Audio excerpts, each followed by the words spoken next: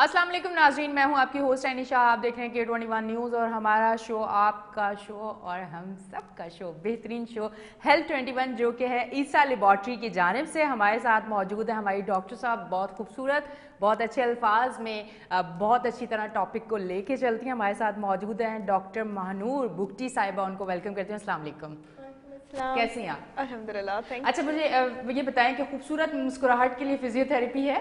You. नहीं। लोगों की मुस्कुराहट चेहरे से खो गई है ना। मैंने कहा शायद अगर आप, वैसे तो आपने बड़ी आसानी ईसा लेबॉर्ट्री ने दे दी ना लोगों को, तो हो सकता है एक मुस्कुराहट का भी, मैंने कहा कि शायद हो सकता है वो भी ईसा लेबॉर्ट्री की बिल्कुल जानिब से कोई एक्सरसाइज, एक एफर्ट हो ऐसी बिल्कुल अच्छी ट्रीटमेंट के बाद अच्छी मुस्कुराहट आ आ जाएगी। जाएगी। ये भी बात है, बिल्कुल। मतलब बहुत बड़ी तकलीफ के बाद जब आप उस तकलीफ से छुटकारा पाएंगे तो मुस्कुराहट तो आपके चेहरे पे आएगी, बात ये है।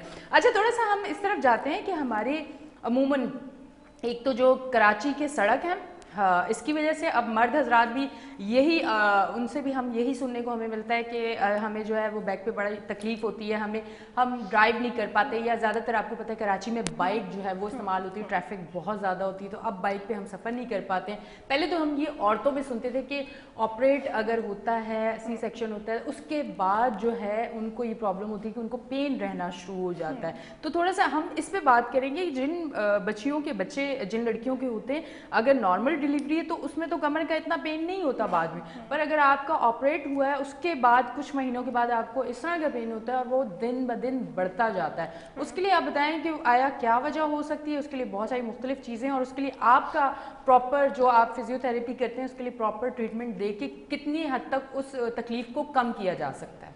अच्छा, सबसे पहले तो हमारे पास जो न्यू मदर्स होती हैं जिनका फर्स्ट सी सेक्शन वगैरह होता है, हमारे यहाँ एक मिथ बहुत बड़ी ये है कि फ़ौरन आफ्टर डिलीवरी हम लोग स्टार्ट कर देते हैं बहुत हैवी ड्यूटी उनको खाने वगैरह देना, जिससे उनका एक तो वेट बहुत जल्दी बढ़ जाता है।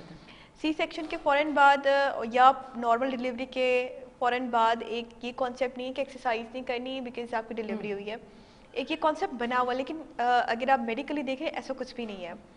ये पेन इसलिए ज़्यादा होता है क्योंकि आपके मसल जो है वो एक सर्टन फेज से गुजरे हैं और वो लूज़ हो जाते हैं, और लूज़ होने के बाद क्योंकि उन्होंने अपनी इलास्टिसिटी लूज़ की भी होती है, तो वो आपको पेनफुल सिनेरियो में आपको लेके जा रहे होते हैं, इतना स्ट्रेंथन नहीं होते आपके मसल। तो उसके लिए बहुत ज़रूरी है कि आप अपने फिजियोथेरेपिस्ट से एक दफ़ा या 2 दफ़ा कंसल्ट कर लें, ताकि वो आपकी पेन मैनेजमेंट भी करे और आपकी मसल स्ट्रेंथिंग भी करे साथ साथ, जो मसल स्ट्रेंथ आपने लूज़ कर दिया ड्यूरिंग प्रेगनेंसी और सारी डिलीवरी वाले फेज़ के अंदर। अच्छा, ठीक है। अच्छा, तो एक चीज़, जिस तरह से मुझे भी बहुत ज़्यादा पेन होता है मुझे, क्योंकि मेरा एक तो वर्क बहुत ज़्यादा है, फिर मेरा सफ़र जो है वो बड़ा ख़तरनाक है, क्योंकि मेरे कुछ शोज़ ऐसे हैं कि मुझे ऐसे इलाकों में जाना पड़ता है कि जहाँ सफ़र करना आप अगर हफ्ते में एक बार कर लें तो फिर 2 हफ्ते के लिए आपको घर में बैठना होगा, फिर आपको निकलना नहीं होगा, पर मुझे रोज़ जाना होता है ऐसे इलाकों में, तो मुझे बहुत ज़्यादा पेन होता है। और मुझे ऐसा लगता है कि शायद वेट ज़्यादा है, वेट, हालांकि मेरी हाइट है 5'6", तो उसके अलावा उसके साथ मेरा वेट है 65, 67 या 66, बस इसी के अंदर है, क्योंकि मैंने अभी 4 महीने पहले किया था, ये 4 महीने पहले का बता रही हूँ। तो वेट एक हो कि 80, 85, तो फिर मैं सोचती हूँ कि शायद इस वेट के, क्या वेट के साथ भी ये प्रॉब्लम्स आपको होती हैं? वेट के साथ ये मसले रहते हैं। हम सबसे पहले, और हमारे पास बहुत सारी चीज़ें ऐसी हैं कि फिजियोथेरेपी के अंडर में आती हैं कि हम लोग वेट रिडक्शन पे भी काम कर रहे होते हैं साथ अच्छा। साथ, एंड हेल्दी वेट रिडक्शन के ऊपर अलॉन्ग विद की पूरी टीम होती है, उसमें डाइटिशियन हो रहे होते हैं, हमारे पास फिटनेस के ट्रेनर्स भी हैं, और इन सब के साथ जब आप वेट लूज़ करते हो तो आपका हेल्दी वेट लूज़ होता है। वो मतलब ये चीज़ तो आपने बताया कि वो चीज़ कर दी है कि इस शो से तो अब कोई पलक भी नहीं झपकेगा और ये पूरा शो लोग देखेंगे, क्योंकि ये एक, मैं समझती हूँ कराची का नहीं, ये पाकिस्तान भी नहीं, पूरी दुनिया भर का ये एक बहुत बड़ा मसला है। वज़न, आपका वज़न किस तरह से आप कम कर सकते जी। हैं, थोड़ा सा इस पे आप डिटेल में बात करेंगे? अच्छा, सबसे पहले हम लोग ये समझते हैं कि हमने डाइट करनी है, और हम हमारा पेशेंट आता है और वो सब कुछ छोड़ देता है। सब कुछ छोड़ देते हैं, हाँ। और इवन ऑल दो कि ख़ास तौर पे यंग मदर्स की अगर हम बात करें जिनकी फर्स्ट प्रेगनेंसी होती है, आप देखेंगे पहले तो बड़ी दुबली पतली सी, दुबली और पतली, उसके बाद ग्रेजुअली डिज़ास्टरस वे में उनका वेट बढ़ा हुआ होता है। ऐसे ही। रीज़न ये होता है ड्यूरिंग प्रेगनेंसी भी कोई एक्सरसाइज नहीं करते, वो एक मिथ है कि नहीं इस टाइम पे तो कोई एक्सरसाइज नहीं करनी, it's very harmful this and that, और उसके बाद भी नहीं करते क्योंकि सर्जरी हुई भी होती है, तो उसके बाद भी नहीं कर सकते। तो जो वेट आपको इतना सारा बढ़ा हुआ होता है, और फिर वो उसके बाद जो वो हेल्दी फूड, मैं हेल्दी कहूँगी, लोग बुरा ना मना ले, पंजीरी है और वो पता नहीं देसी घी में रोटियां कूट कूट के, और उसके बाद रही सही कसर होती है वो पंजीरी पूरी करती है, बिल्कुल। और हम पंजाबी लोग तो वैसे भी बड़े शौक से खाते हैं। अच्छा ठीक। तो ये बहुत सारी चीज़ें होती हैं जो आपका वेट बहुत जल्दी बढ़ा रहे होते हैं, और जो हेल्दी नहीं होता पेशेंट्स के लिए, टू बी वेरी ऑनेस्ट। उसमें ये होता है कि हम लोग ग्रेजुअली बताते हैं कि आपका कितना वेट है और आपकी डेली कैलोरीज कितनी होनी चाहिए। डाइटिशियन आपको बता रहा होता है आपने डाइट में क्या रखना है, प्रोटीन रखना है, कार्ब रखना है, या क्या चीज़ आपने हटानी है। अगर आप बहुत ज़्यादा लूज़ करने जाएगी, क्योंकि न्यू मदर है, उसने बेबी को भी लुक आफ्टर करना है, कैलोरीज डेफिसिट पे जाएगी और ऑब्वियसली उसको वीकनेस बहुत ज़्यादा फील होगी। उसके सारे लैब के साथ प्रॉपर वे में हम चल रहे होते हैं। अगर पेशेंट नहीं आ सकता तो हम उसे 15 डेज या मंथ में एक दफ़ा बुला रहे होते हैं, हम उसे टास्क दे देते हैं, सिंपल से टास्क जिसपे आपके बहुत ज़्यादा पैसे भी नहीं लगते, मेरा ख्याल शायद नहीं लगते। बिल्कुल, आपने अपने स्टेप काउंट करना है। हर किसी के पास एंड्रॉइड मोबाइल है, हम उनको बता देते हैं ये आपका टास्क है, अभी आपने इतने करने हैं, फिर इतने दिन बाद इतने बढ़ाना है। उनके वेट के, उनकी nature of job, nature of work को देखते हुए ये सारी चीज़ें प्लान करके हम उन्हें बता रहे होते हैं। बेनिफिट ये होता है कि अगर आप फिजियोथेरेपिस्ट के साथ चल रहे हो तो एक्सरसाइजेस में जो गलत एक्सरसाइज करने से जो कॉम्प्लिकेशन होती है वो सारी बच जाती है, ठीक है। नॉर्मल जो लोग YouTube पे देख के उल्टे सीधे योगा और एक्सरसाइज, और सुबह दोपहर शाम जो छलांगे लगा के नीचे वाले घर वाले भी ऊपर आ जाते हैं कि इतनी एक्सरसाइज, कौन सी एक्सरसाइज है। तो बिल्कुल आप अगर गलत एक्सरसाइज भी करेंगे जिसका आपको पता नहीं है तो यकीनन उसके कोई साइड इफेक्ट तो होंगे। बिल्कुल, तो वो एक आपका सुपरवाइज होता है और हेल्दी वेट लूज में आपको हेल्प करा रहा होता है। अच्छा, मुझे बताएं कि मंथ में कितना वेट लूज होना चाहिए जो कि आपकी हेल्थ के लिए भी अच्छा है, आपकी बॉडी के लिए भी अच्छा है, क्योंकि एकदम से कुछ लोग अच्छा खासा वेट जब एक महीने में लूज करते हैं तो उनकी स्किन बड़ी लूज हो जाती है। तो आप एक अगर हेल्दी तरीके से मंथ में कितना वेट है जो आप लूज करें, उसके साथ स्किन भी टाइट होती रहती है, क्योंकि प्रॉपर तरीके से आप लोग तो डील करते होंगे ना। बहुत ज़्यादा हमारे पास पेशेंट आते हैं जो जिनका अल्टीमेट गोल होता है बस हमारा वेट कम होना चाहिए। हेल्दी वेट लूज करने के लिए ना समटाइम ये होता है कि आपका वेट शायद कम ना हो रहा लेकिन आपके इंचेस कम हो रहे हो। बिल्कुल मेरे साथ ये प्रॉब्लम है कि मेरा वेट कम नहीं है तो मेरे इंचेस कम होते हैं जी। तो हेल्दी वेट लूज करने के साइंस यही है कि हो सकता है आपके इंचेस कम हो रहे हैं, दैट मीन्स कि आप कम कर रहे हो और आप एक अच्छी डायरेक्शन में प्रोग्रेस कर रहे हो। हम ये लिमिट नहीं कर सकते, हर पेशेंट की बॉडी डिफरेंट होती है दूसरे से। तो अगर हम हेल्दी के मिनिमम इस ½ kg भी एक्सेप्टेबल है। मैक्सिमम लोग बहुत ज़्यादा करते हैं लेकिन हम उसे इनकरेज नहीं कर रहे होते हैं। 1 kg तो more than enough in a month. अच्छा, और लोग इतने बड़े बड़े टोटके दे रहे होते हैं जो हमारी बहनें अजवाइन डाल के, जीरा डाल के महीने में 5 किलो वजन कम करें। बहन ऐसे ना करें आप।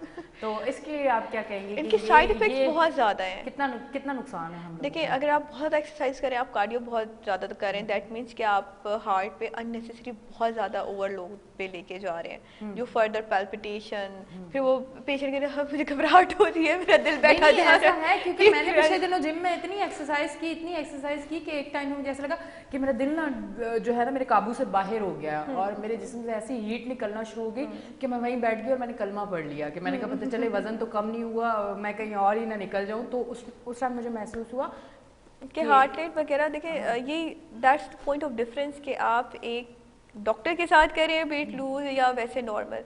देखिए, मैं ये क्रिटिसाइज नहीं करती, लेकिन मसला ये होता है कि उन्हें ये पता नहीं होता कि हार्ट रेट कहाँ पे आपने ट्रैकीकार्डिया पे पेशेंट जा रहा है, आपका कहाँ पे उनको स्टॉप करना है। अगर पेशेंट स्वेटिंग कर रहे हैं, उनको लग रहा होता है मोस्टली, आप अगर खुद या टीबी वगैरह आपको लग रहा है ओहो मैं तो बहुत अच्छी करी, लेकिन एक्सेसिव स्वेटिंग के साथ आपने किस एटमॉस्फेयर में करना है, आपकी बॉडी के लिए वो एटमॉस्फेयर सूटेबल है या नहीं, ये चीज़ें जो बारीकियां होती हैं वो नहीं पता चलती। बहुत सारी गर्म जैकेट पहन के भी करते हैं कि बहुत सारे, बहुत अच्छा फर्क पड़ेगा। तो उससे होता ये है कि आप 2 दिन करते हैं, तीसरे दिन आपकी बॉडी शटडाउन पे जा रही होती है और फिर आप छोड़ देते हैं। ऐसा ही है। Baby steps are the ideal one कि आप बेबी स्टेप करें, थोड़ा थोड़ा करें, लेकिन आप उसे कंटिन्यूटी पे रखें। आपकी कंटिन्यूटी इज द की कि आपने रखना है, रूटीन में रखना है, आपने छोड़ना नहीं है। ये नहीं कि 3 दिन आप जम के करें और उसके बाद भूल जाएं, तो फिर वो फायदा कोई नहीं। अभी न्यू ईयर पे नॉर्मली ऐसे ही होता है।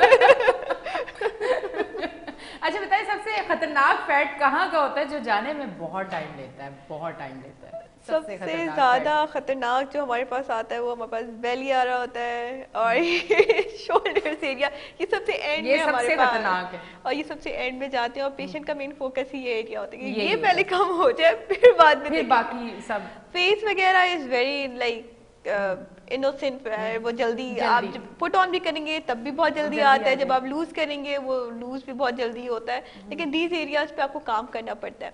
आपको जब ग्रेजुअली आप नॉर्मल अपनी रूटीन में रखोगे तो आपका मसल स्ट्रेंथ होता है ना, तो वो एक फ्लेसिडिटी नहीं आती।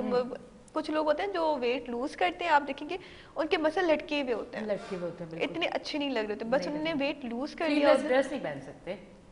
तो और उनके साथ मसला ये है कि उनका मसल जब लूज होता है तो उस पर टेंडेंसी रहती है दोबारा गेन करने की, अच्छा। और वो इट नॉट लुक गुड, वो अच्छा। एक रिंकल्स वगैरह वो सारे, जब आप एक्सरसाइज करके मसल को टोन करके कम कर रहे होते हो तो वो आपका लुक भी अच्छा लग रहा होता है और आपकी बॉडी के लिए भी बहुत बेनिफिशियल है।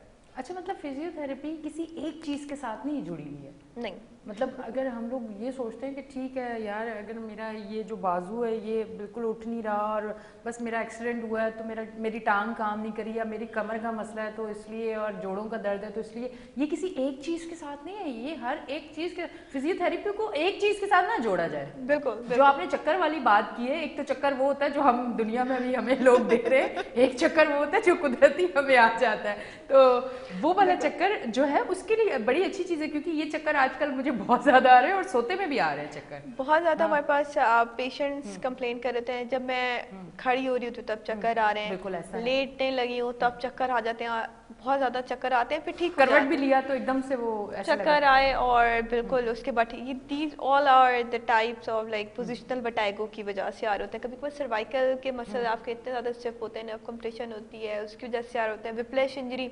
आजकल रोड्स वगैरह पे अचानक से आप ब्रेक आपको मारना पड़ता है, हाँ। आपका नेक जॉइंट कर रहा होता है, उस पे हमारे पास इसके चक्कर वगैरह आ रहे होते हैं, तो इन सब की ट्रीटमेंट फिजियोथेरेपी के अंदर है। अच्छा ठीक। अच्छा, अब पता है क्यों, अब मैं थोड़ा सा एक सवाल इस तरफ भी ज़रूर करूँगी, क्या फिजियोथेरेपी स्किन के लिए भी होती है? ये जिन लोगों के स्किन पे एज नहीं होती और वो जो है उनकी झुर्रियाँ पड़ना शुरू हो जाती हैं वो उम्र से पहले, क्योंकि वेट या तो उनका बहुत कम होता है या उनकी डाइट अच्छी नहीं होती है, कुछ भी ऐसी वजूहत हो सकती हैं, उनके बाल गिरना शुरू हो जाते हैं, उनकी स्किन ऐसी हो जाती है कि अगर उनको आप देखें तो ऐसा लगता है कि 40 अबव तो हैं ये लोग, ये नहीं 20 या 25 के नहीं लग रहे हैं, एज जो है वो आपकी ज़्यादा लगना शुरू हो जाती है। क्या यहाँ भी कोई ऐसी एक्सरसाइज जो आपके ब्लड सर्कुलेशन या कुछ ऐसी कर दे कि जिसके बाद आपकी स्किन और हर एक चीज़ जो है वो प्रॉपर हो जाए? कुछ ऐसा भी है? बिल्कुल, इसमें हम लोग योगा बता रहे होते हैं। अच्छा। और साथ में एरोबिक एक्सरसाइजेस वगैरह बता रहे होते हैं, अलॉन्ग विद के वो कौन से रीजंस हैं वो रूल आउट करते हैं जिसकी वजह से स्किन में रिंकल्स या आपकी स्किन इतनी डल फील हो रही है। मोस्टली पेशेंट जो आते हैं वो डिहाइड्रेटेड होते हैं या विटामिन डी डेफिशिएंसी की वजह से उनको पेन हो रहा होता है बहुत पेल से, या आयरन डेफिशिएंसी की वजह से भी आपको बहुत सारे। तो जब आप एक फिजियोथेरेपिस्ट के पास आते हैं, खासतौर पे जो अगर आपने टोन करानी है मसल तो वो एरोबिक एक्सरसाइजेस बता देंगे आपको, फेस योगा वगैरह बता देंगे, उससे आपके काफ़ी अच्छे रिजल्ट्स आ रहे होते हैं। अपार्ट फ्रॉम कोई अगर कोई मसल है जिसकी वजह से आपका फेस में कोई मसला आ रहा है तो वो मसल की ट्रीटमेंट, मसल को टारगेट करके, जैसे हमने फेस वगैरह के फालिज आसान अल्फाज में बात की थी कि आपके लिप्स टेढ़े हो जाते हैं या आईज बंद नहीं होती, तो उसकी ट्रीटमेंट फिजियोथेरेपी के अंदर सबसे अच्छी है। अच्छा अच्छा, तो अब मैं थोड़ा सा एक चीज़ आपसे ये पूछूंगी, जिन लोगों के, लड़कियों की अगर मैं बात करूँ, खैर अब शायद लड़कों की भी कर लेते हैं, शूज़ इस तरह के हम लोग पहनते हैं जिसके बाद हमें जो है वो नी का प्रॉब्लम हो जाता है, फिर हमें जो है ना कहीं भी अगर हम गाड़ी ड्राइव भी कर रहे हैं तो भी हमें बहुत ज़्यादा मसला होता है, अगर हम कहीं थोड़ी देर के लिए खड़े हो रहे हैं तो भी वहाँ ज़्यादा मसला होता है। तो सबसे पहली चीज़ तो मुझे ये बताएं कि हमें शूज़, ये जो बड़े स्टाइलिश हील वाले शूज़ आते हैं, अब लड़कों के भी आते हैं, सिर्फ लड़कियों के नहीं आते, ये पहनने चाहिए, ये जॉगर्स पहनने चाहिए, ये किस तरह का स्टाफ, किस तरह की सॉफ्ट स्टाफ होना चाहिए, या किस तरह का कितना उसकी हाइट होनी चाहिए, हमारे पाँव का जो है वो किस तरह से होना चाहिए, क्योंकि हम लोगों का प्रॉपर पाँव इस तरह से रखा होता है, पंजे के ऊपर पूरा वेट आया हुआ होता है, और हम ये नहीं सोच रहे होते 4 घंटे जब हम ऐसे रहेंगे उसके बाद हम 4 दिन कहीं भी नहीं रहेंगे, उसके बारे में अगर थोड़ा सा बताएं। जो आइडियल हम पेशेंट को बता रहे होते हैं वो ये होता है कि 1 इंच होनी चाहिए आपकी हील। 1 इंच 1 इंच का मतलब ये है कि 1 इंच सिर्फ आपके हील के साइड से नहीं, थ्रू मतलब हाँ, ताकि आपका जो पाँव है वो इस तरह से ना हो। जी।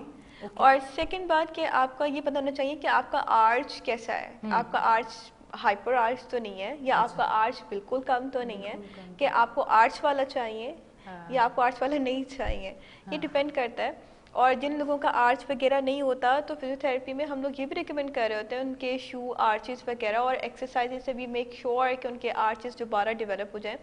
बिकॉज एक बहुत बड़ा रीज़न ये है नी अर्थराइटिस का कि हमारे आर्चेस सही नहीं होते, जिससे एज से पहले आपका नी अर्थराइटिस पेशेंट कंप्लेंट कर रहे होते हैं और यंग पेशेंट भी कंप्लेंट कर रहे होते हैं। और इसके अलावा पेनफुल कंडीशन अलग है। थ्रू आउट आप थोड़ा सा भी चलेंगे, आप कहीं जाएंगे, आप कहेंगे पेन है, और आजकल के मॉल्स वगैरह तो आपको पता ही है। बिल्कुल। और आपकी ना आपकी चाल में भी बड़ा फर्क है, एक तो चाल चलन होते हैं और एक चाल होती है, उसमें बड़ा फर्क होता है। आज का शो थोड़ा सा हम हंसते मुस्कुराते कर रहे हैं क्योंकि आज मुझे मजा आ रहा है कि यार सेम कोई बैठा हुआ है तो अच्छा भी लग रहा है बात करना। नहीं वैसे मुझे बहुत अच्छा लग रहा है। तो चाल में भी बड़ा फर्क आता है इसकी वजह से। बिल्कुल। चाल में ये होता है कि आपको हम इसे गेट कहते हैं हमारे जो मेडिकल टर्मिनोलॉजी में, उसमें ये आता है कि आपका गेट डिस्टर्ब होता है। वंस आपका गेट डिस्टर्ब है तो वो आपकी थ्रू आउट बॉडी को इफेक्ट कर रहा होता है। वो आपके जॉइंट पेनफुल हो जाएंगे, आपका एंकल जॉइंट पेनफुल हो जाएगा, आपका नी जॉइंट पेनफुल होगा, वो फिर ऊपर तक जा रहा होता है, आपके मसल बैलेंस अपना आउट कर रहे होते हैं, विच इज़ नॉट राइट। और अर्थराइटिक चेंजेस वंस पेशेंट के स्टार्ट हो गए और तो फिर वो लाइफ लॉन्ग ही रहता है। ठीक है जी, बहुत बहुत शुक्रिया आप तशरीफ लेके आई। टाइम जो है वो बिल्कुल इजाज़त नहीं दे रहा कि हम आगे बढ़ें। हम शो के बाद आगे बढ़ेंगे, हम दोनों आगे बढ़ेंगे, बातें करेंगे। बहुत बहुत शुक्रिया नाज़रीन। इसी तरह हमारा शो, हमारा चैनल और हमारा ईसा लेबॉर्ट्री का ये बेहतरीन शो देखते रहें, पसंद करते रहें। जब आप पसंद करते रहेंगे हमें मज़ा आता रहेगा, हम इसी तरह शो करते रहेंगे। आपकी पसंद के साथ हमारा शो, हमारा चैनल और हमारा इदारा भी खुश और चलता रहेगा इंशाल्लाह। अपनी होस्ट अनीशा को दें इजाज़त, फिर मिलेंगे। अल्लाह हाफ़िज़। Thank you. सही लगा कि मुश्किल नहीं।